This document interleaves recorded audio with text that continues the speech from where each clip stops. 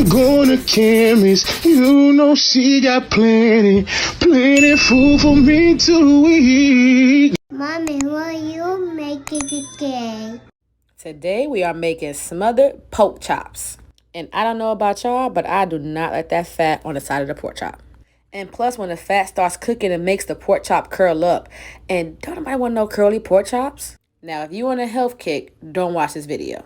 That's probably the healthiest thing you're going to see me put on these pork chops the whole time, and that is green seasoning. But my other seasonings like Chef Lloyd's poultry seasoning, garlic powder, onion powder, smoked paprika, and some Sazon Tropical was used for these pork chops. And as you can see, a lot of it. Oh, and some basil.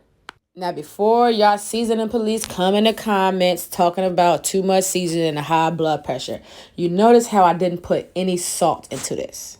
That is because I know my seasonings and I know which ones have salt in it and how much I need to use to get the salt factor in my meat good.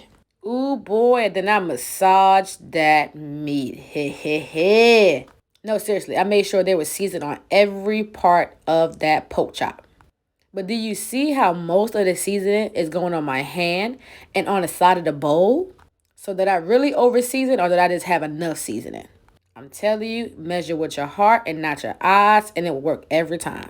Because these pork chops was good even without the gravy. Now, after I seasoned them really good, I let them sit for about 45 minutes to an hour and let them come to room temperature before I started cooking them. And while I did that, I went ahead and worked on my flour. Now, I always tell y'all, season both the meat and the flour. Now, there are some breading companies out there that season the heck out of their flour so well that you do not need to season the meat. But for me, I like to do both right now. Now, use the same seasoning as you use on the pork chops and double it.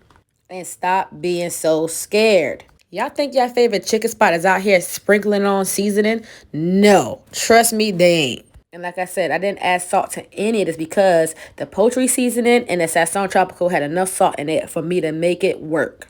Now mix up that flour really good because a lot of that seasoning sits on the bottom. So scrape it, move it around, whatever you got to do to get it mixed up. Or do like I used to do in the old school days and use a plastic bag. For these pork chops, my binding agent is mustard. And to fry food is the only reason I buy mustard because I do not like mustard at all. So if you're scared to fry anything with mustard as the base, don't be because you cannot taste it. Trust me, you can smell it when it first going down, but you can't taste it. In the same way we make sure all that seasoning was on there, make sure all that mustard is on there. So every piece of flour coats to that pork chop and you get it nice and fried perfectly. Put it in the flour, pat it down, shake it, however you want to do it. If you're using a plastic bag, shake it up real good and then take it out and let it sit for like 5 minutes on some parchment paper. I like to pat mine down really well so the flour sticks to it because I don't like biting into fried food and the crust just falls off of it. That's whack. After they were nice and floured up, I went ahead and got my oil heated real good. I got me a cast iron skillet and I filled it up about halfway with some peanut oil. Yeah, I was feeling a little fancy today, y'all. Once it get hot like me, drop them pork chops in. Now, these are relatively thin pork chops, so you do not have to cook them for that long. Always depends on the size of the meat that you are using. Once I start seeing the color come in, I go ahead and flip them and cook them on the other side for about 3 to 4 minutes.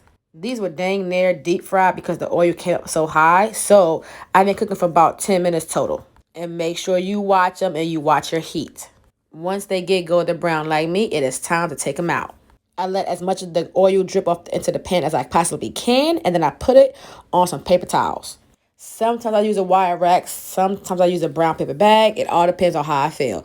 Use whatever you use to drain oil from your chicken or pork chops. And my favorite part is to start on this gravy. For my gravy, I want a little bit of fresh ingredients. So I chopped up about 1/4 of an onion and about 1/4 of a green bell pepper.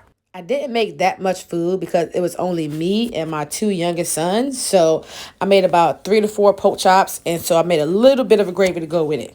I don't do that whole slice of onions in half thing because it already has layers to it. So once I chop it, it'll be small and fine, just like me. Okay, maybe I ain't small, but y'all know what I mean. And for that 1/4 of a green bell pepper, I just julienned it and then sliced it real thin and cube-like. I know it's a proper saying for that kind of cut, but I don't know because I ain't been to chef school. But I want everything to be small because I didn't want big chunks of peppers and onions in my gravy. When you got kids, you gotta improvise. And I know the quote-unquote proper way to cut anything is to ball your fingers up, but I think the proper way to cut anything is not to cut yourself. So after I properly chopped up those bell peppers, I went ahead and tossed that oil from the fried pork chops into a fresh pan. I want to say that was about 2 tablespoons of that hot oil from the frying pan. I added my bell peppers and onions and I sauteed them for about 3 to 4 minutes. And remember that flour from earlier that you breaded the pork chops in? Yep, go ahead, take about 2 to 3 tablespoons of that and throw it in there as well. Now, if you never made gravy before, this is the part where you stand over your stove and stir. But if you're a gravy connoisseur like myself and a few other aunties, you should be good to go. We're walking away, coming back to check on it. But some of y'all not. So stand over it and mix it and make sure it does not burn. I added just a little bit more flour because I like my gravy like I like my men. Thick. And we're just going to stir, constantly watching it so it does not burn.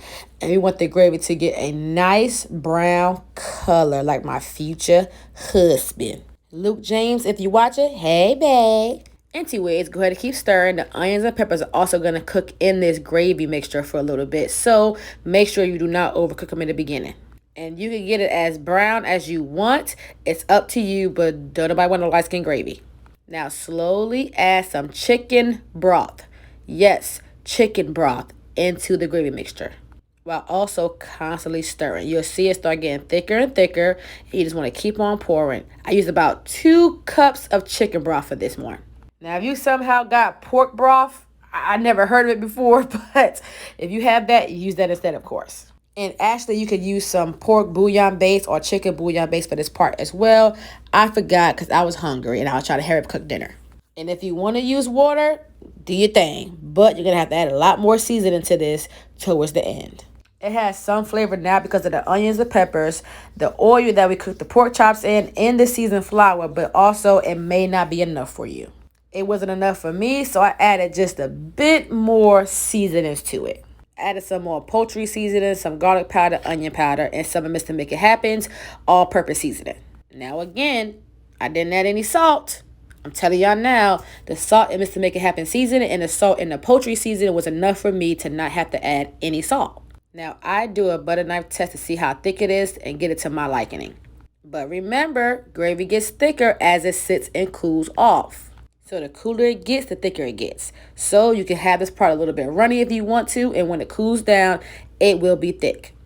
But I like my food hot, like hot. So I got the gravy to the texture that I wanted it to be. And then I dropped in my pork chops. I made sure to get every bit of gravy-loving juice on them pork chops. Then you go ahead, take them out, plate them up with your favorite sides. And you got, boom, delicious homemade smothered pork chops. This ain't for the healthy. All right, bye.